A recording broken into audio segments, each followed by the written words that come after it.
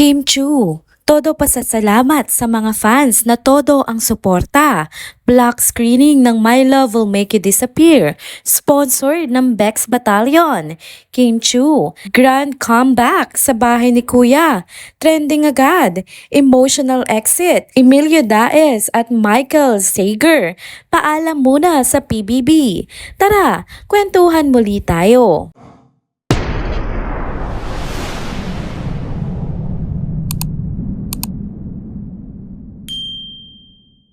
Hello mga ka-trenders! Welcome back muli sa ating channel.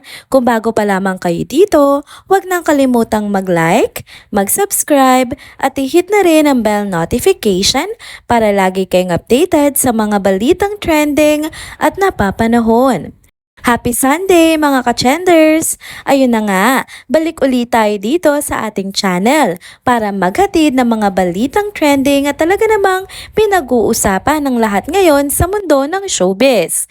Kaya kung ako sa inyo, relax lang muna kayo dyan dahil siguradong exciting ang mga kaganapan natin sa video update na ito.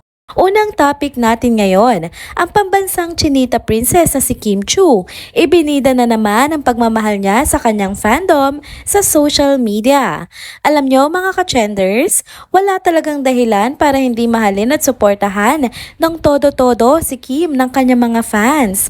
Kung pagmamalasakit at pagpapahalaga lang naman sa mga tagahanga ang pag-uusapan, aba, isa si Kim sa mga pinakatotoo at pinaka-proud sa mga taong sumusuporta sa kanya hanggang ngayon. At syempre, may resibo tayo dyan. Hindi ba sa chismis lang to ha? Mismong sa ex account ni Kim, pinangalandakan niya ang appreciation niya sa isa sa napakarami niyang fan club. Kamakailan lang, binisita ng Team KCG official si Kim sa studio kung saan siya nagtitaping. At dahil doon, tuwan-tuwa si Kim sa effort ng mga fans niya. Aba, sino ba naman ang hindi matutuwa kapag nakita mong sinusuportahan ka pa rin ng buong puso, 'di ba? At syempre, hindi rin nagpahuli ang mga fans sa pagpo-post ng memorable moments nila kasama si Kim.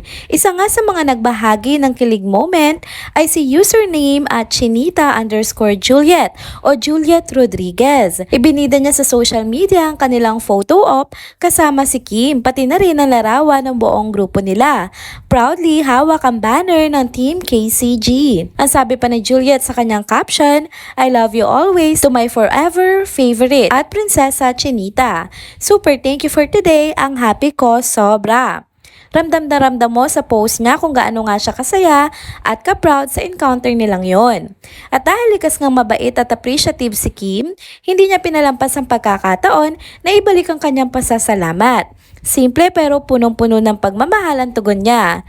Sabi niya, love you so much at Team KCG Official Fam. Kitang-kita talaga mga ka-trenders kung gaano nga kahalaga para kay Kim ang suporta ng kanyang mga fans. Kaya naman hindi nakapagtataka kung bakit solid pa rin ang fandom niya through the years. Pero teka, hindi pa dyan nagtatapos ang good vibes kay Kim ngayong linggo. Nagpasalamat din siya sa mga kaibigan niyang sina Lassie at MC na pareho ngang co-host niya sa It's Showtime. Bakit kamo? Aba, inisponsoran kasi ng kanilang grupo na Bex Battalion ang isang block screening ng pelikula ni Kim na My Love Will Make You Disappear.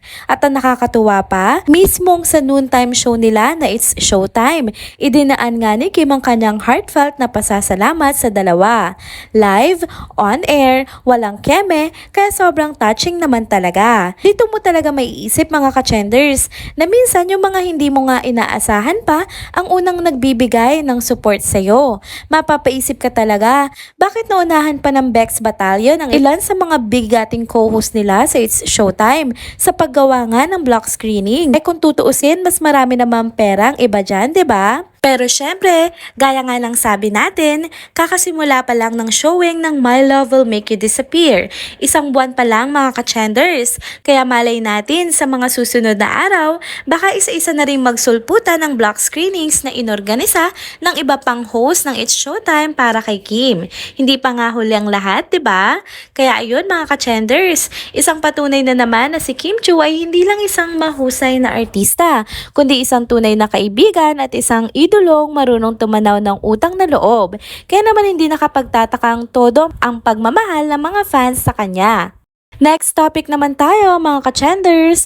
Naku, trending na trending sa social media ang mainit na pagbabalik ng ating chinita princess sa si Kim Chiu sa bahay ni Kuya. Alam naman nating lahat na isa nga si Kim sa mga host ng paborito nating programa na PBB. Pero syempre, dahil sa dami nga ng ganap sa career niya at sa kabi-kabilang mga proyekto, medyo na-miss natin siya sandali sa nasabing show. Lalo na't naging busy din ang ating chinita princess sa pag-shoot ng pelikula na My Love Will Make You Disappear. Kaya ngayon nga lang ulit siya nakasama bilang host ng programa.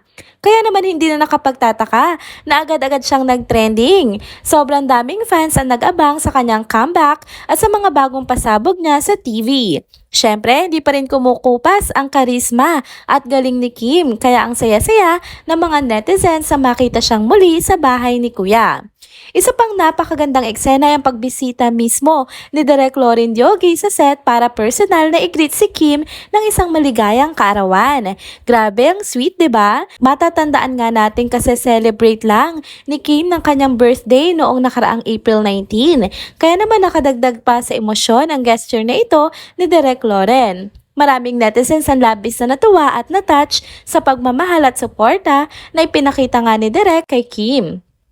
Kitang-kita rin kay Kim kung gaano nga siya kasaya at ka-grateful sa sorpresa. Hindi na rin nakapagtataka dahil ilang beses na rin niyang nabanggit sa mga interviews niya na si Direk Loren ay tinuturing niya ng tatay sa industriya. Kaya naman talagang malapit sila sa isa't isa at kitang-kita yon sa tuwing magkasama nga sila.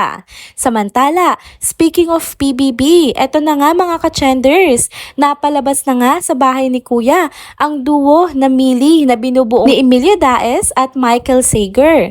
Grabe, ang bigat sa puso, no? Maraming fans nga ang nalungkot at nadismaya sa pag-exit ng dalawang ito. Kilala kasi sila sa pagiging isa sa mga pinaka-competitive pagdating sa tasks at hindi rin matatawaran ang positivity na dala nila araw-araw sa loob ng bahay. Aminado rin ako mga ka-trenders, lungkot na lungkot ako nang lumabas nga sila. Kasi naman nagro-root din ako sa kanilang dalawa. Walang ka-issue-issue, good vibes lang palagi at kapag magkasama sila, automatic na ang saya sa paligid.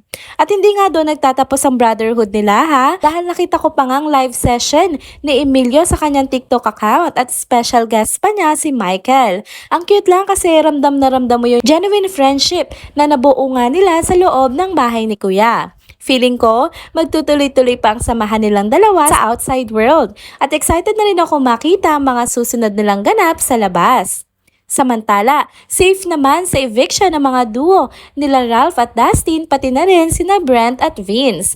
Kaya abang-abang pa rin tayo kung ano pang mga pasabog ang gagawin nila sa bahay ni Kuya. At syempre mga ka-trenders, tuloy-tuloy pa rin ang solid nating suporta kay Kim Chiu at pati na rin kay Paolo Avellino ha. Alam nyo na, may niluluto na silang bagong teleserye. Kaya siguradong gabi-gabi na naman tayong kikiligin at mapapaabang sa bawat eksena nila.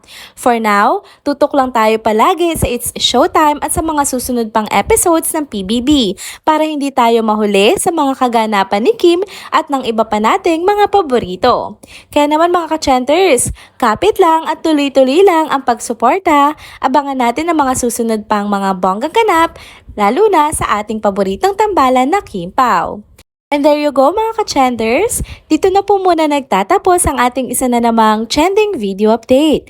Salamat sa inyong pagsubaybay at pagsama sa akin hanggang sa dulo ng video na ito.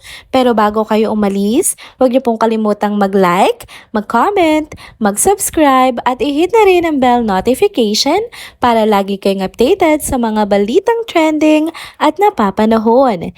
Kita-kits sa susunod na video. Paalam!